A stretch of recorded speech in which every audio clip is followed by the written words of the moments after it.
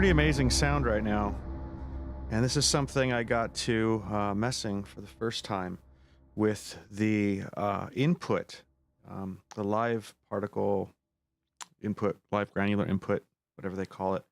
But we're going to have to start from scratch. So I gave you a little sample. We're going to end this right now and see if we can get back to something like that. There's some weird quirkiness in the process. It took me a little while to set this one up, unlike some of my other videos where I just sort of went for it.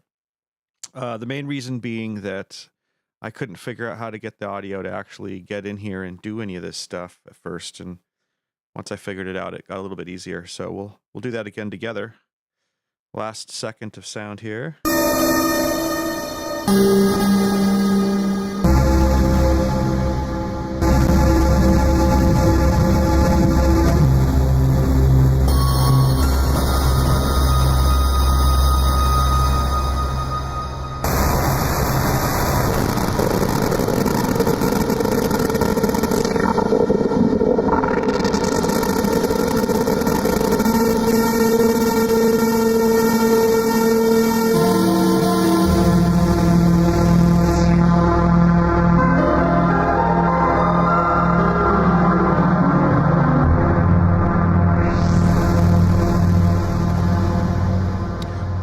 So like I said, let's not cheat and get ahead of ourselves. We'll go to load.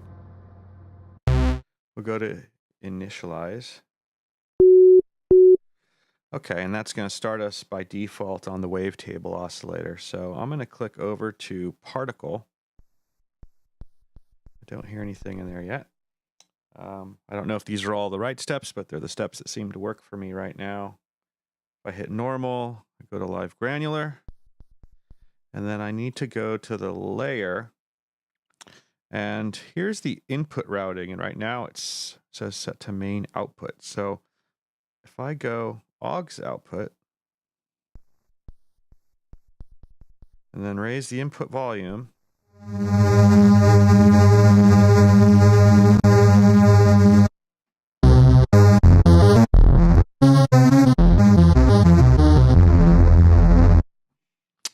and we have sound. Why is that such a fantastic and meaty sound, do you ask? It's because my Moog Model 15 is the one that's providing it. And I thought that might add a little bit of fun. But it will be... Hold on a second here. Particle, there we go. There's some weirdnesses, and this is, I guess, the but that I was saying earlier, that I found, is that it seems to kind of do a weird clicking and resetting thing. I don't know how to best explain it. Just hear that skip?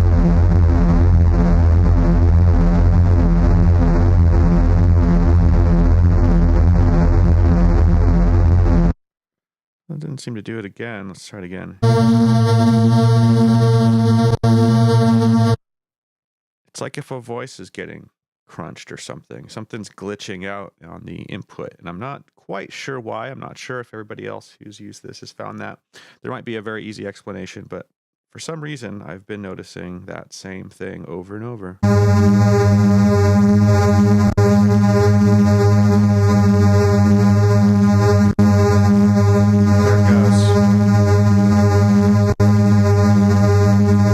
And it seems to be at a fairly regular pace.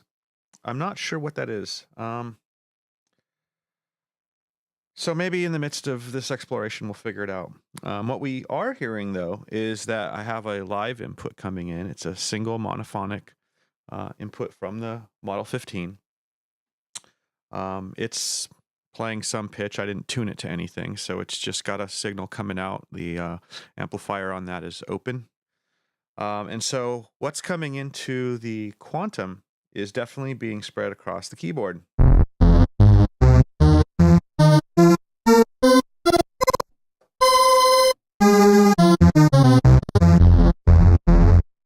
Let's add a little bit of release.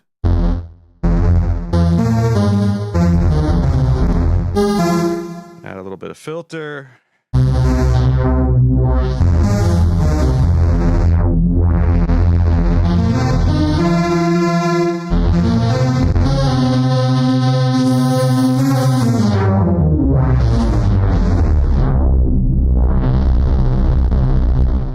sounds pretty fat, and I think the filter does as well.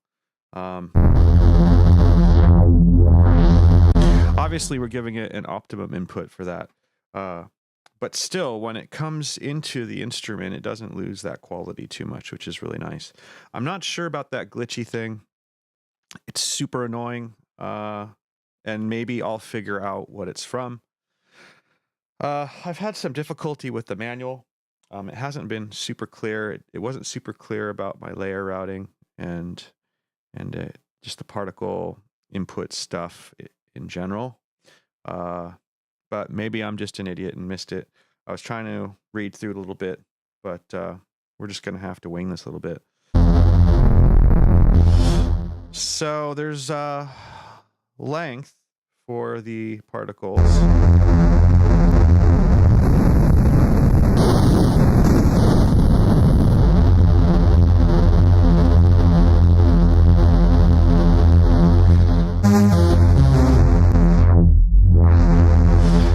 And then there is also a gate length for them.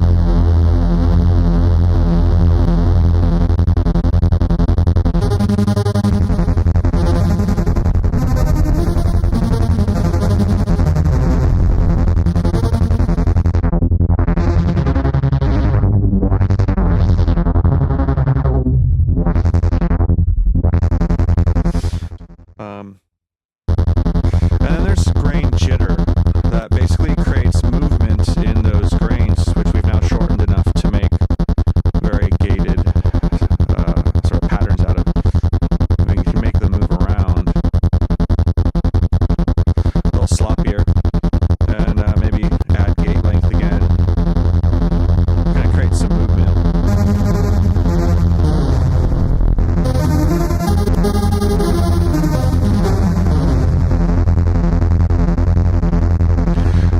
Side effect of doing this is that it somewhat hides the problem. And right when I just started saying that, you probably heard it click again.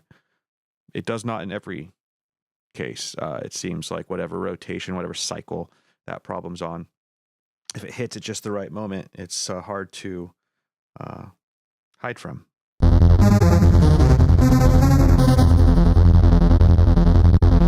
don't know if this is trying to take a particular sample size and then loop it on me from the live input, but that wouldn't really be particularly live, would it? So if anybody who's watching this has any idea what that's from, that would be a real helpful thing to add in any comments, whether you're watching this on the board or on YouTube or something like that. That'd be really helpful. So we can tweak around on stuff here. I don't know, how deep this really goes. I mean, we could, since it's a live input, we're obviously able to run it through filters. We're able to do some other types of tweaking here. There's a travel, I guess, positive jitter, I'm guessing, or position jitter, and a position knob. I'm not quite sure what the position knob would be, because position would be usually indicative of something in time. But if this is live coming in, that position's constantly changing. Or maybe I'm just not thinking of it correctly.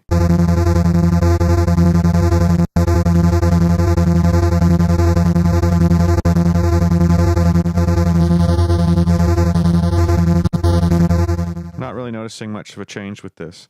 Maybe this is something I need to read up on. And then there's jitter for that as well. Let's put that all the way up and then try it again.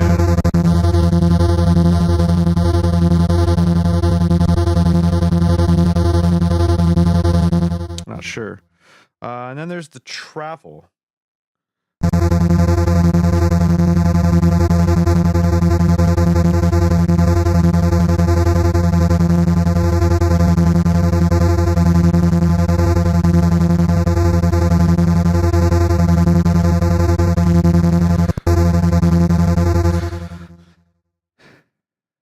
So that's definitely probably related to this travel mode here, continuous ping pong, one shot, and global.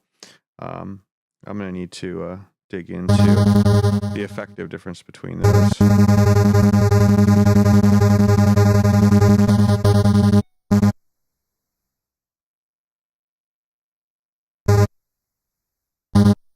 So one shot plays once through the available grains, I guess. I guess it takes a sample and then ends.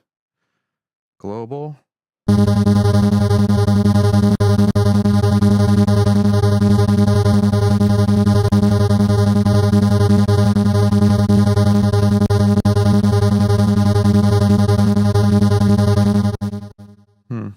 Interesting. So if I had to guess, let's see, continuous would be a constant stream. Global, I would have guessed that too. Ping pong, maybe it grabs a sample and moves back and forth. I think maybe what I'm betraying here is a little bit of my lack of experience with granular synthesis. These are probably really obvious terms to people who are more familiar with it.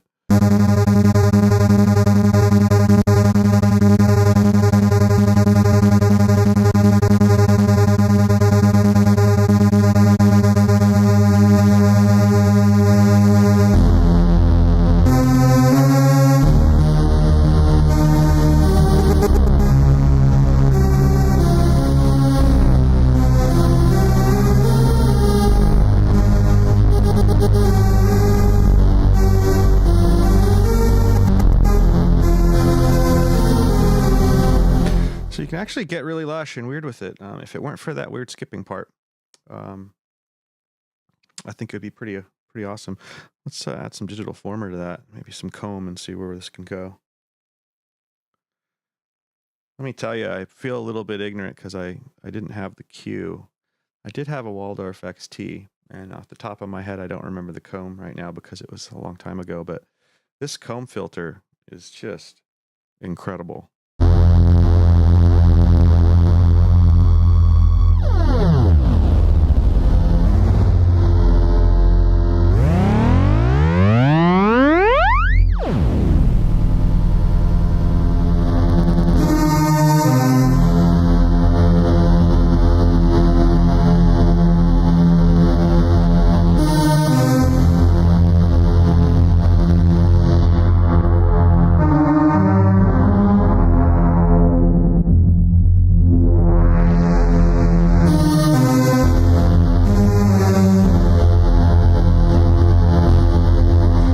So it seems like with the comb and with the settings for the particles, the way that we set it up, we're able to mask that glitch right now. With that filter, it's actually a pretty lush sound.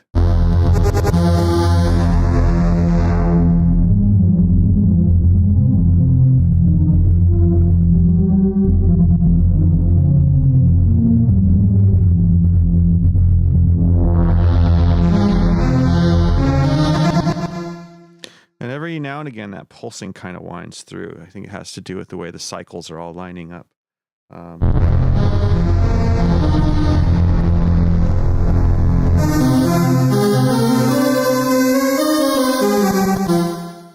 Interesting.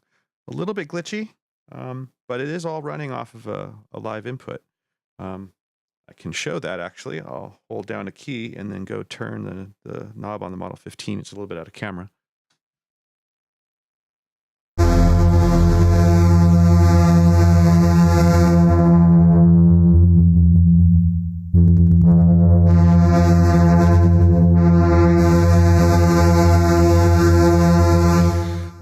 Not super crazy, but that's kind of me showing what happens when I filter the input.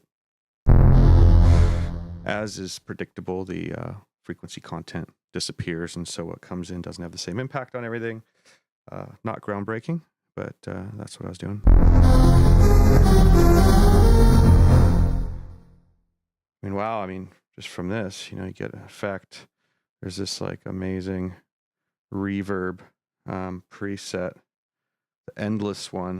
If I take that and pull the time back just a little bit.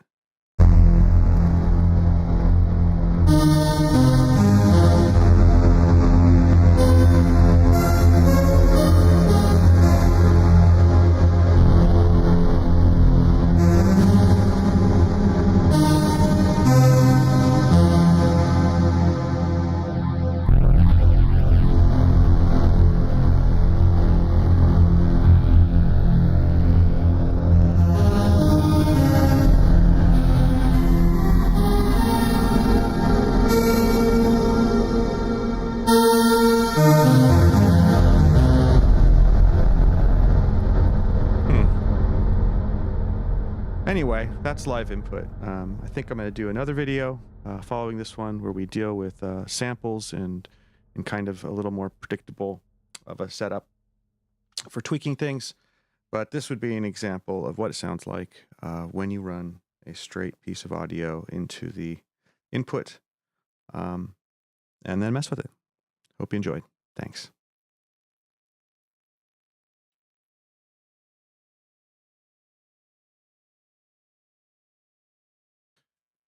Hey everyone.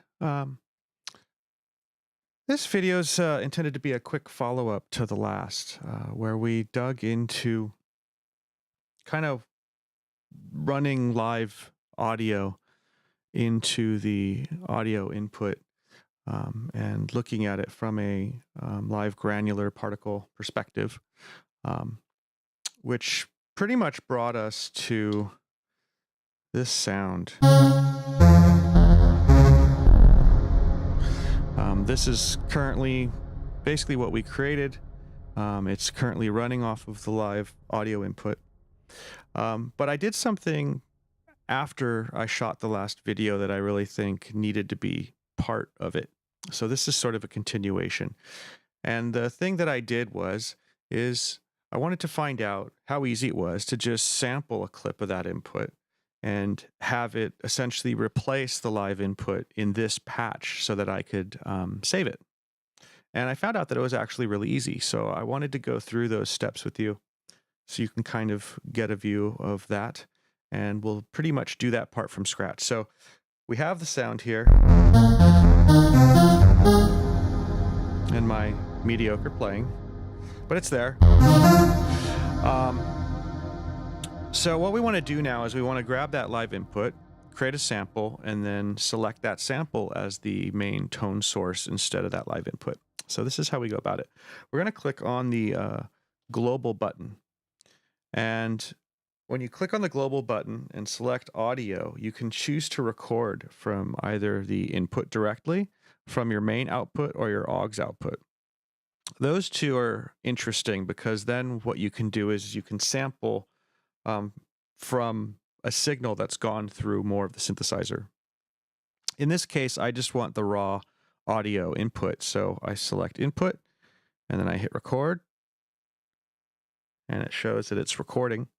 There's no other visual feedback here, but you can get a sense for how much of a chunk you want to grab. And then I hit stop. Looks like I grabbed 12.279 seconds and I hit play. And you can hear that while it's panned hard because I was using a single input in a stereo setup, the Model 15 is right there. So once I've grabbed that, I just need to click on save. I'll just put save, and I'll just put test audio. I'll just put test. That's enough. Hit return. Then I'll select to put it in my personal folder. I'll hit save.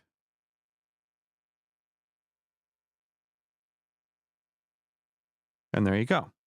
Now I've saved that sample. So now if I go back to oscillator 1, this is still live granular mode. So if I turn live granular mode off, just to straight granular, you'll notice the little clicking is me clicking on the keys. There's no input anymore, right? So just to kind of show that we've cut off that source. So what you're going to hear after this is indeed from the sample. So if we go to actions and go to add, we can select from the sample banks that test audio that I named test wave. Hit play. That's the one. Hit add. And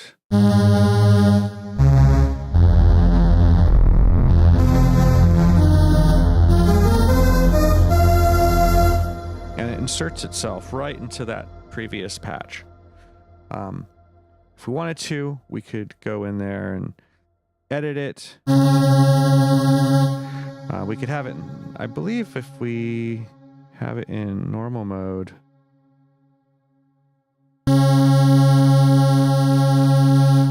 play through. We could set it up so that it loops.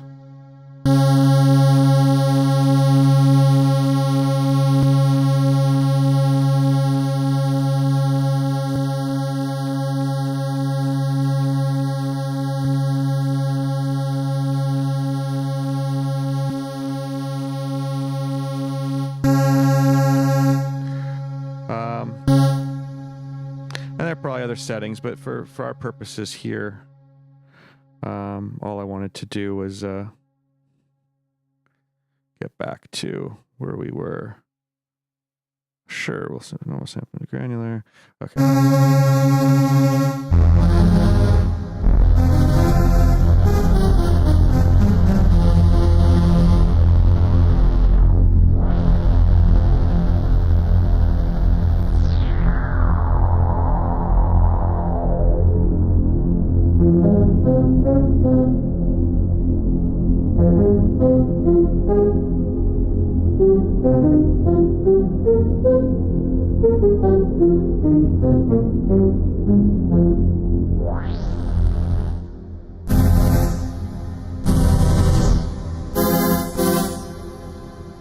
I can turn all the effects off and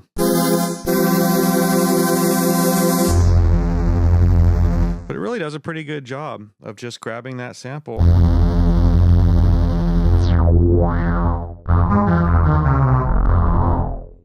very quickly. So I thought that might be fun to kind of show you.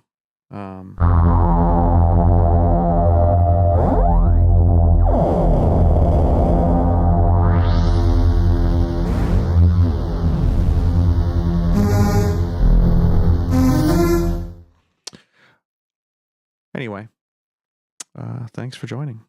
Hope this was helpful. Take care.